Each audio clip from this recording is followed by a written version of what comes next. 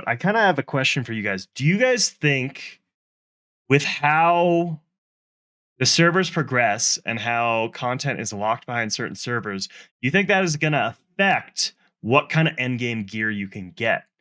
Because that will literally mean that like it'll be really hard to form a meta if all these different like because each server has access to completely different gear sets.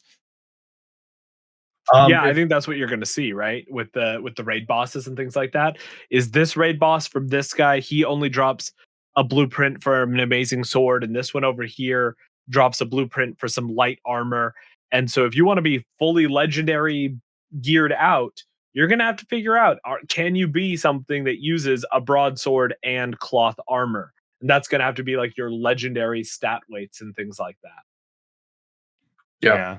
I think if they do it right, that will be implemented that way and stay that way.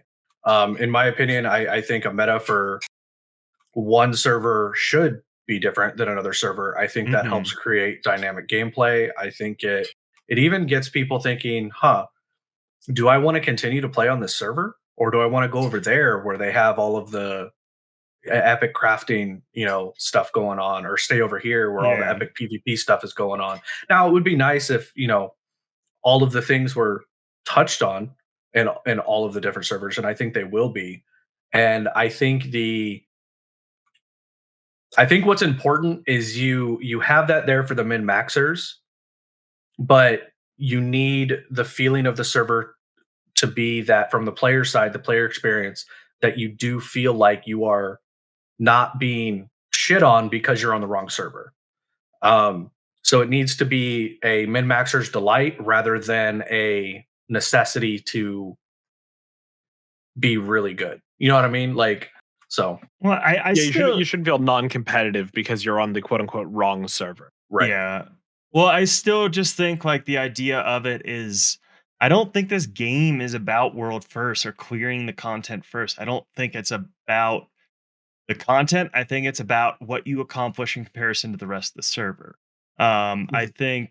I don't think it matters if some other server, they've all banded together and say it's some massive guild, some goon squad or the goon squad that just comes in and they literally just like raise up a metro. They have 10,000 members. They have the entire server under control. They raise up a metro, get everything they can, drop it down, go and raise up another metro, get everything they can around there, drop it down, just keep going around until they get everything unlocked. They can play that way. If that's how they enjoy playing the game, then you can go do that.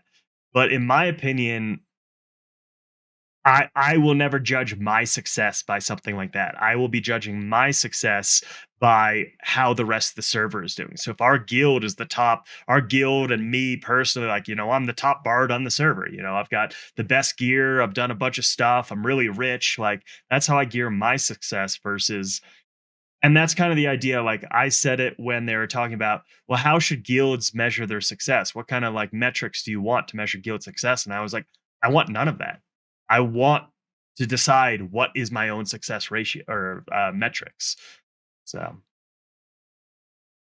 Yeah, I mean, I can agree with that. Like your metrics need to be set the way you want to do it, and maybe for you it is your success versus another server, and or your success versus your own server, or even your success versus another server. Like we've unlocked 5 raid bosses, and each one has this some legendary weapons. We've got all these legendary weapons, and on the other server, they're like, "Well, we haven't done any of the raid bosses, and we don't have any legendaries on our mhm. server," and that's kind of sad. And it's like, okay, we're on a. I think that's how you'll be able to delineate between servers in terms of a competitive nature, things like that. Yeah, but the other aspect of that is the server that hasn't unlocked any of that has potential, whereas the server that has, it's the content's completed. So the legendaries are one in a server. So yeah, I don't want to go over there. No, I want to earn it on my server. Yeah. Exactly, exactly. I mean, another good question here is do you think there's a high probability that servers will evolve differently, or do you think servers will kind of often follow the same path and not be that different from each other, at least to start, right? Because everyone just kind of like falls naturally into certain areas that the nodes get raised up in. I think as long as there are multiple, so I think where the approach of this could go wrong is if they try to make everything equal. Mm-hmm. I think that there needs to be, let's say, 10 clear locations that are like BIS. These are the meta locations to go to from the start. Instead of trying to like equalize everything, try to get people to debate over a fewer number of locations. These are the best ones to go to, depending on what your guild wants to do. This is the best. These three locations are the best if you want to be a shipbuilding guild and you want to be naval. You want to rule the waterways. These two are best if you want to, you know, be big resource gatherers. You want to be a huge crafting guild, whatever, and kind of spread those things out. That way, you're having guilds forced to make a decision based on a fewer number of locations rather than, you know, hey, anywhere could be good. It's like, no, let's make clear options here, but let's make multiple clear options. That way it's more of a debate, like I said, on 10 numbers rather than 108. Mm-hmm. But yeah.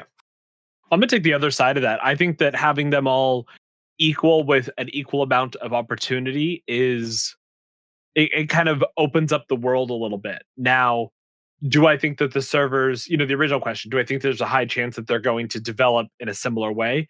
Absolutely. Because when you have people spawning through 4 divine gateways and doing 4 separate like quest lines or so for their racial quests, you're going to see a lot of node experience in those early quote unquote starting areas. In fact, I even think that maybe they should nerf the node experience in those things to half for the first week or so that it will encourage people, hey, we can stay here and we have all these people contributing to the node to help level the node up, but maybe it makes more sense to spread out and we can level up a node spread way out over here in the corner and that will level up. I think that's the interesting thing. They'll get a good idea of whether that's necessary if they implement server reservations, right? The idea that a guild can register on a server, say we're going on this server. They see if they see almost every single server having a good amount of already organized people, I don't think that's necessary. They're gonna go out and do their thing already organized versus. And I honestly think that's going to be the larger portion of servers. Most servers are going to be organized to begin with. I don't think you're going to see as many, small unorganized factions as you are going to see. And I'm not talking about massive factions. I'm not talking about Asmongold coming in with 50,000 people alone. I'm just talking about I think most servers are going to come in with some a decent amount of medium to large size organized groups that will help shape the server differently.